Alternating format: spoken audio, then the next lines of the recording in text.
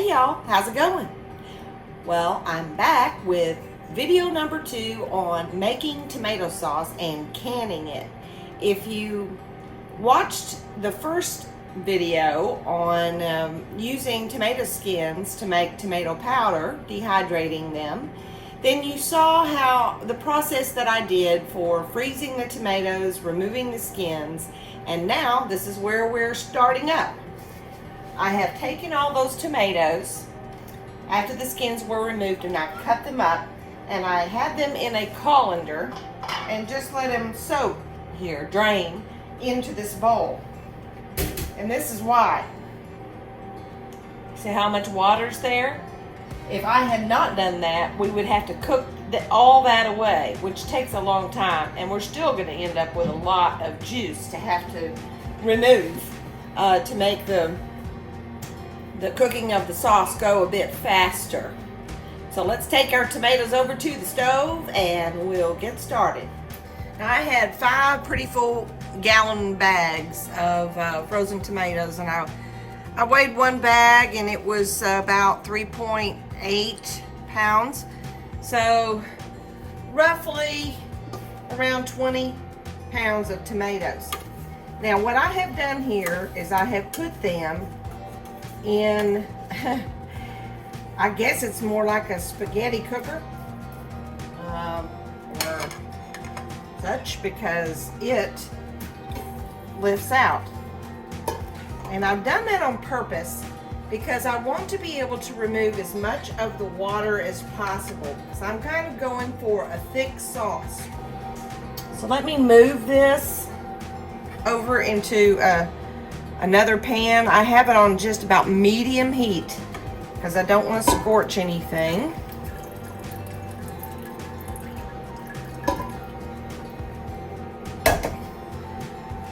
But see how much water is there? Now I could save this, but honestly it's so watery I don't even want to mess with trying to make any kind of juice from that. I'm strictly interested in just tomato sauce. So this is going to dump. Put it back in. And I'm going to keep steaming another round to get another round of the juice out, and then we'll come back. Alright, after another 5 minutes, you can see how much more liquid was in the bottom of the pan. Now I am going to let this, my tomatoes, turn it here, I'm going to let it cool over here before we do the next step. You'll have to forgive the noise you hear, it's my dehydrator. Now, at this point, these really weren't very hot. They were still pretty cold, and they're sitting in another pot here draining. You could, at this point or previously, when you first cut them up, you can add some salt.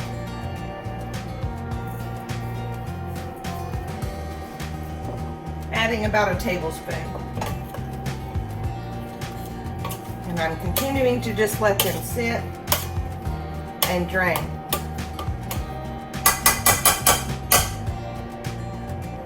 Don't know if you can see it, but there's still quite a bit of water in the bottom of this pan. See if I can show you. Still draining. And let it sit probably about 15 more minutes. Alright, the next step before I finish cooking the sauce is to remove the seeds and well, any thick stuff. And I have this attachment to my KitchenAid that is what I use to do so. But I just wanted to show you again, after salting the tomatoes and letting them sit a bit, look at the amount of water that came out again. A lot.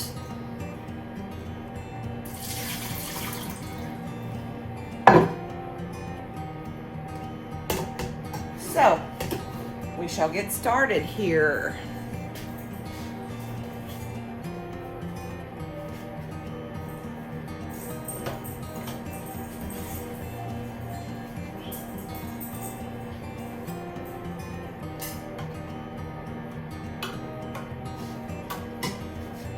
Now I'm going to turn it on to 4. I can see it.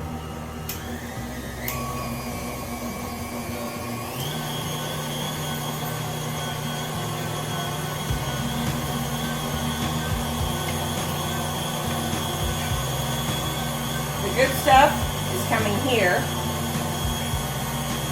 and the bad stuff is coming here.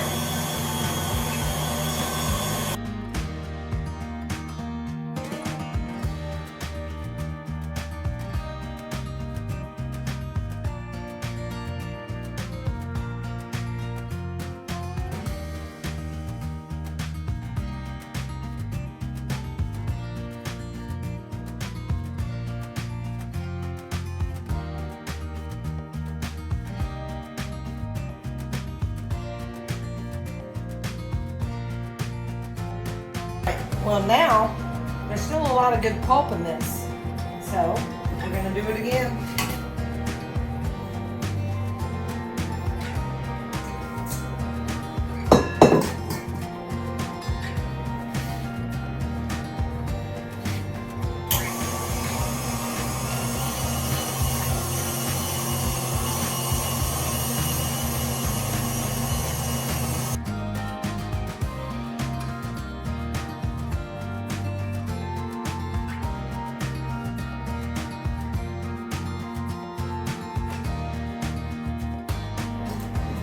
And a third time.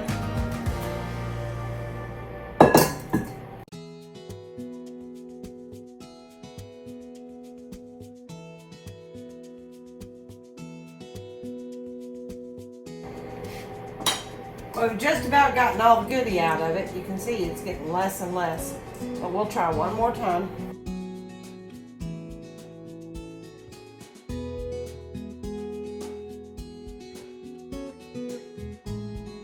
And even while that was sitting there, more juice.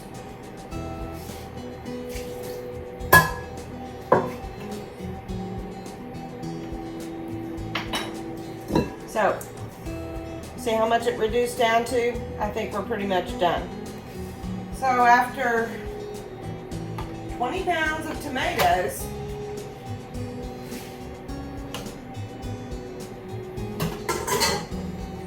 processing them, remove seeds,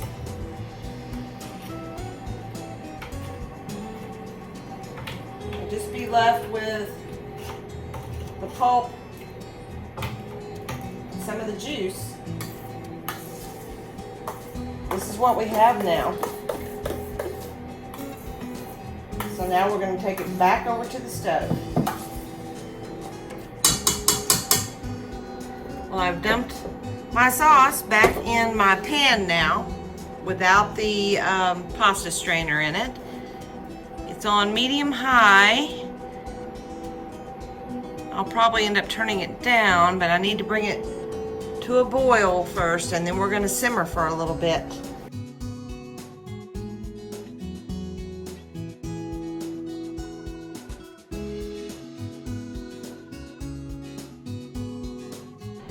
While the tomato sauce is reducing by half, which will take about 45 minutes after you bring it to a boil and then simmer, I am getting my canner, my water bath canner, ready. So, this is how you do it.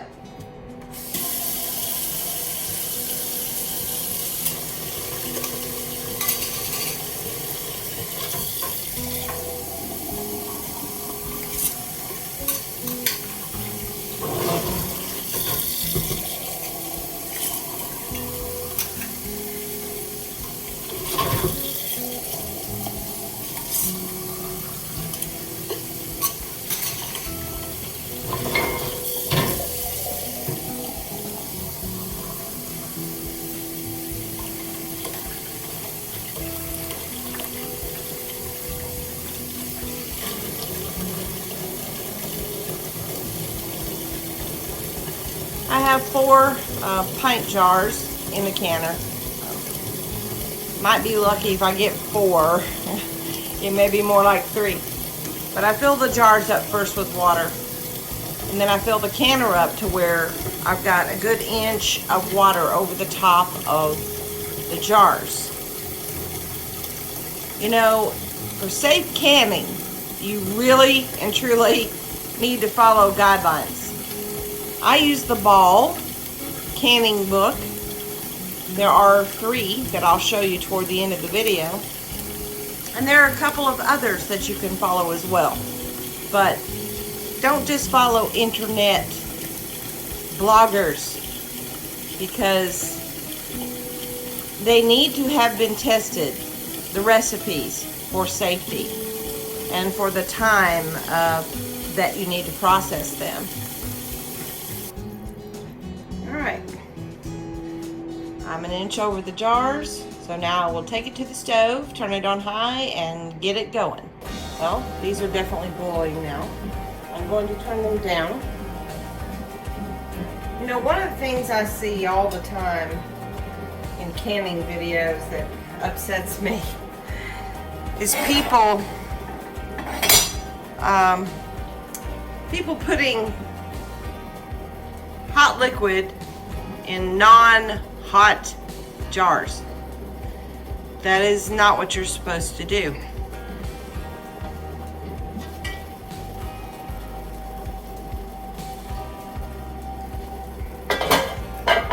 You're supposed to put your liquid, hot liquid, in hot jars.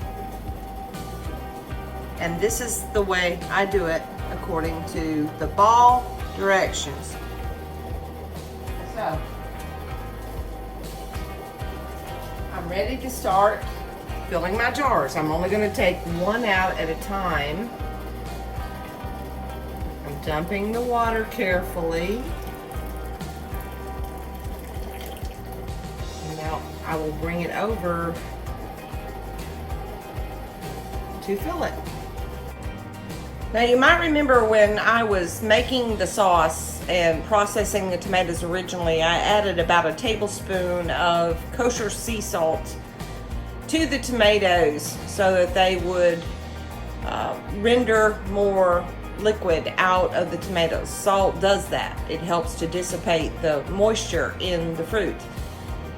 But if you did not do that in the cooking process of when you finish cooking the tomatoes, you can add a tablespoon or so of pickling salt or kosher salt, any salt that doesn't have iodine in it. So here's the process now for filling your jars. Hot jar. The first thing I'm going to do is add lemon juice. You do not want to use fresh lemon juice because it does not have the acidity of lemon juice from concentrate. For a pint jar, you want 1 tablespoon. So that goes in first. Now, we fill it with our yummy tomato sauce. Up to, you want it to be at a 1/2 inch mark.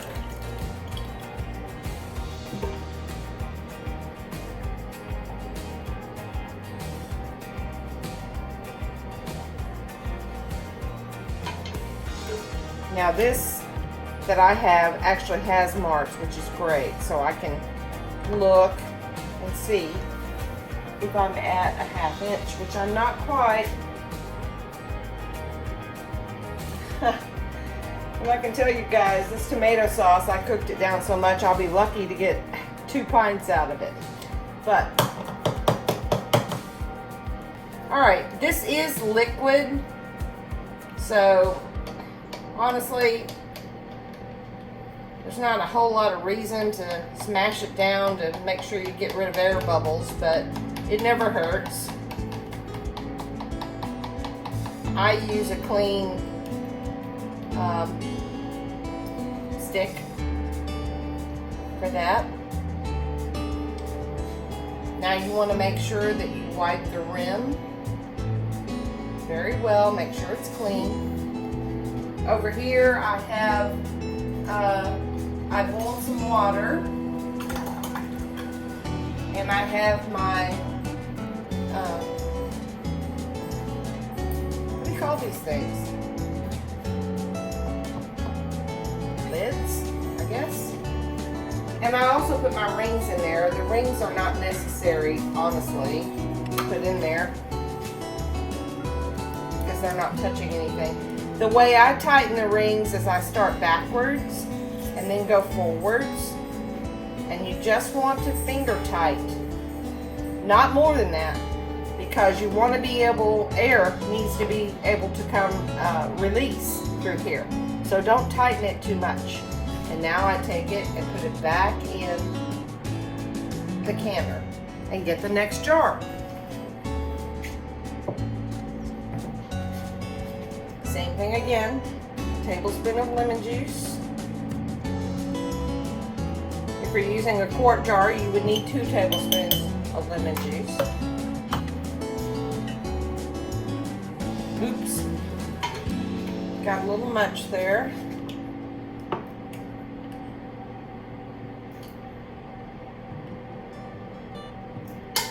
A ½ inch is usually right at the ring.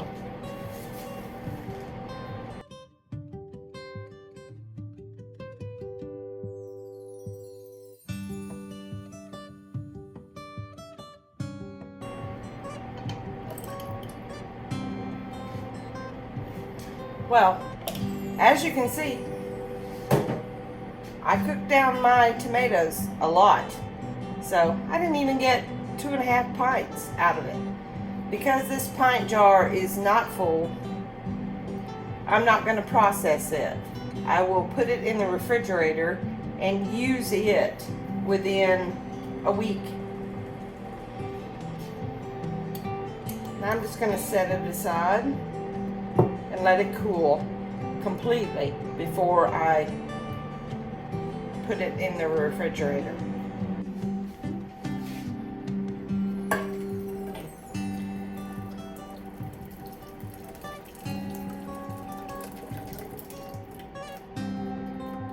Take this jar out. Now, as you can see, this is a whole lot of work for just 2 pints of tomato sauce. So if you're going to do this, don't just use 20 pounds. You need to go way more than 20 pounds of tomatoes if you want to even get 4 pints. At this point, put the lid on, turn the heat back up, and you want to bring it to a boil. Once it is boiling, put your timer on for 35 minutes and let it process. And then we'll come back when it's at that point. My water is boiling now, so I'm about to start my timer. But before I do that, I'm going to add just a splash of white vinegar. The white vinegar helps keep the glass bottles clear, and it also helps keep the canner from having mineral deposits in it. Be back in 5 minutes. Well, my 2 little baby pints of tomato sauce have processed for 35 minutes. So now I've turned the heat off, taken the lid off, and you need to let it rest for 5 minutes before taking them out.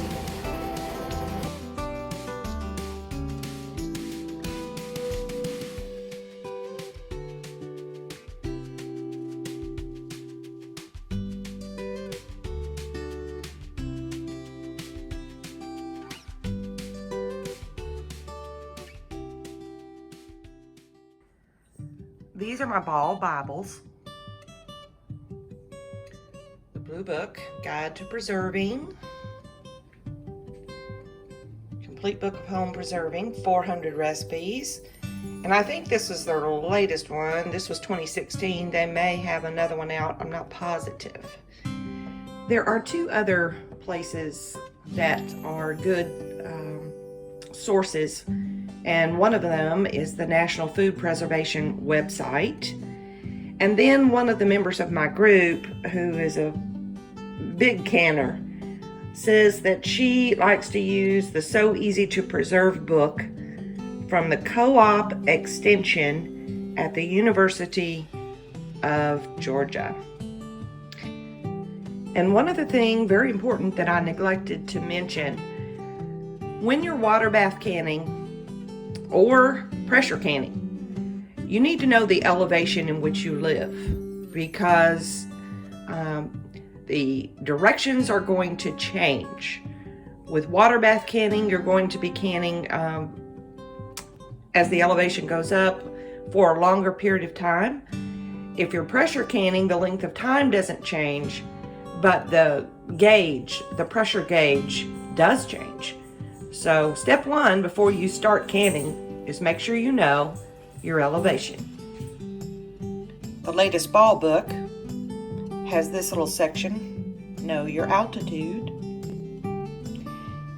And it also gives choosing the right jar, which is, I think, very helpful.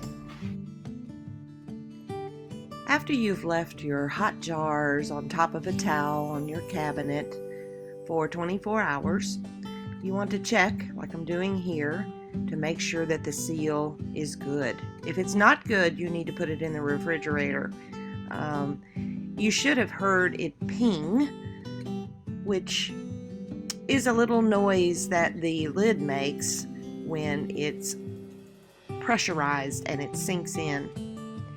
Next, make sure you label what you have and the date. This is going to be good in storage for about a year, and you also need to store it without the rings on, just the lid. Storing them without the ring bands is going to help keep them dry, as well as to allow for easier detection of any broken vacuum seals.